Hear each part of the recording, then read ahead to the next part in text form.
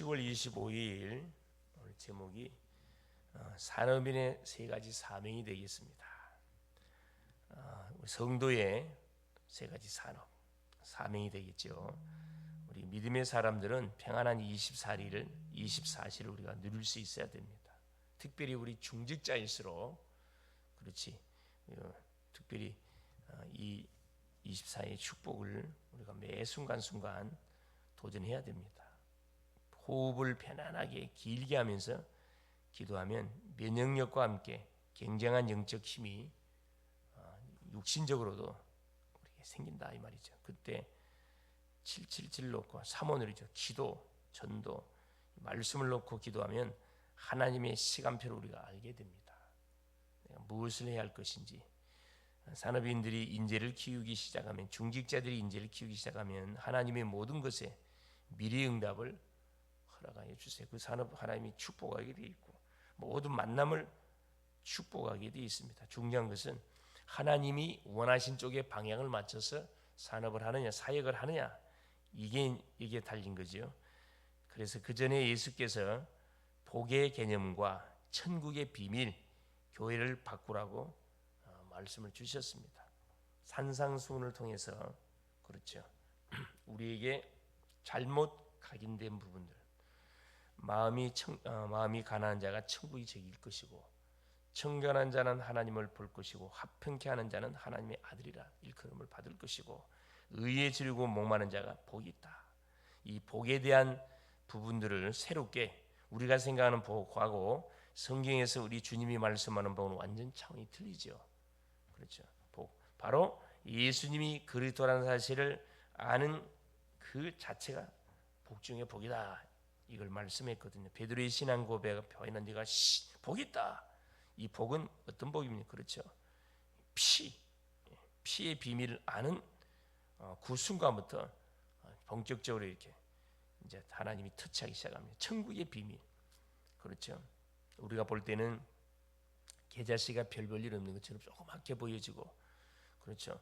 우리가 농부가 일하는 것처럼 보이고, 어부가 물고기 잡는 것처럼 보이고, 장사꾼이 장사하는 것처럼 보이지만, 그렇죠. 그렇게 보이지만은 농부는 지금 뭐 하고 있는 거죠? 감추인 보화를 캐고 있는 거고, 어부는 누구를 정말로 물고기를 원하는 물고기를 딱 잡고 있는 거고, 장사꾼은 뭘 값진 진주를 찾고 있는 겁니다.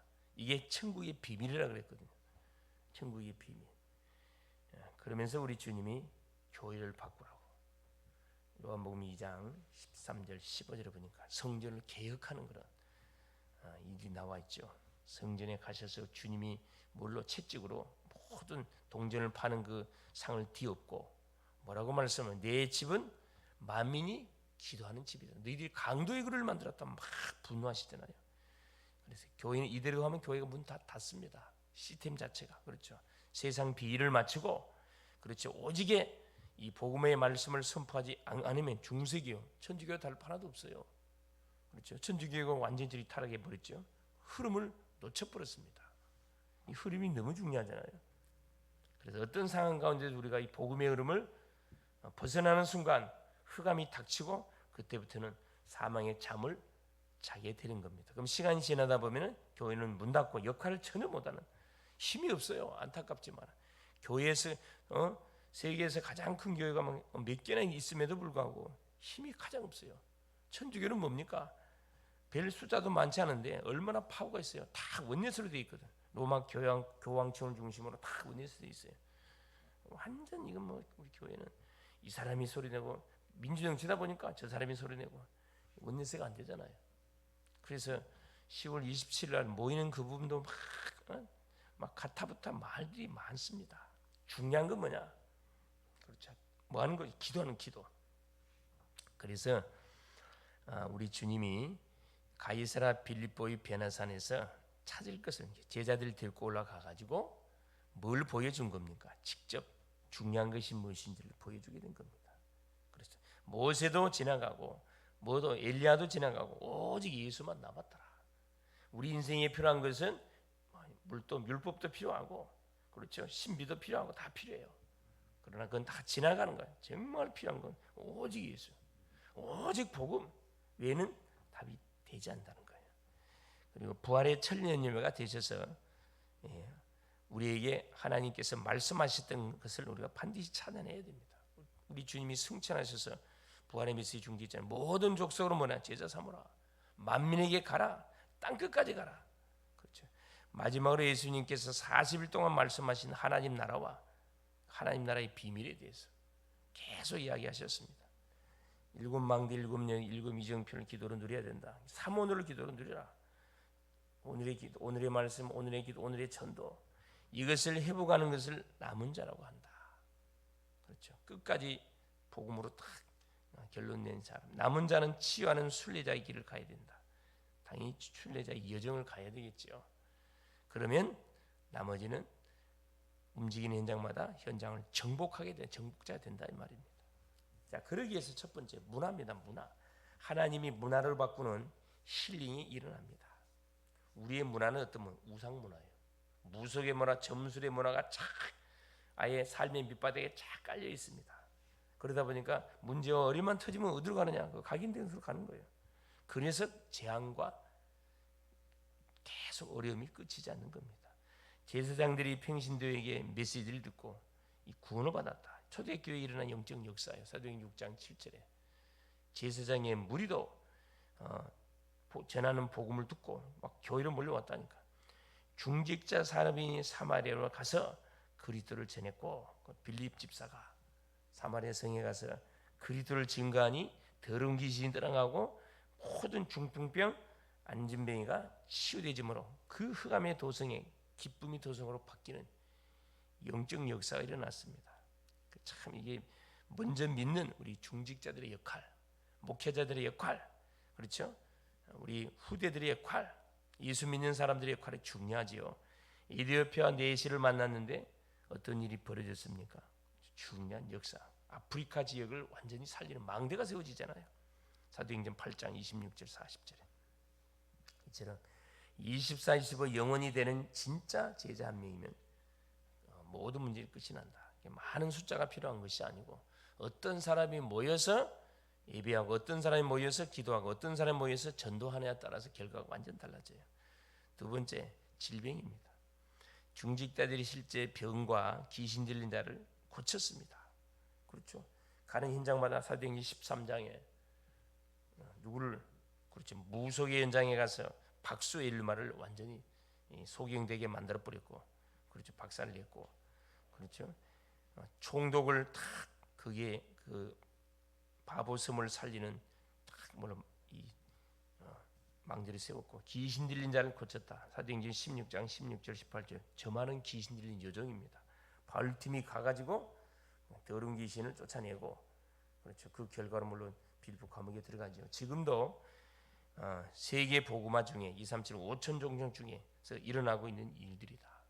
우리 주변에서 일어나고 있는 일들입니다.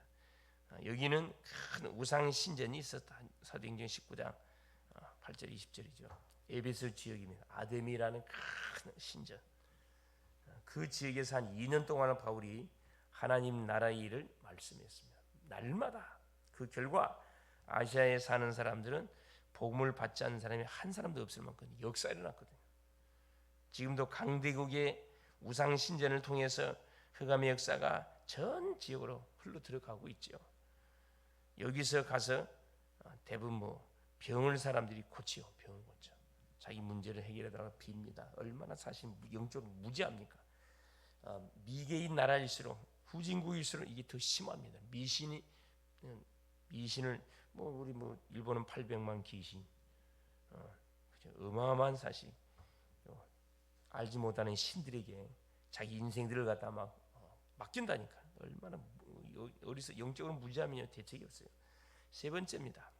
정치입니다. 정치. 그래서 바울이 로마까지 가려는 이유는 법정에서 복음 운동하는 것을 허락받아 했다는 거였다는 거죠. 바울이 로마 황제에게 상소한 이유가 뭐죠?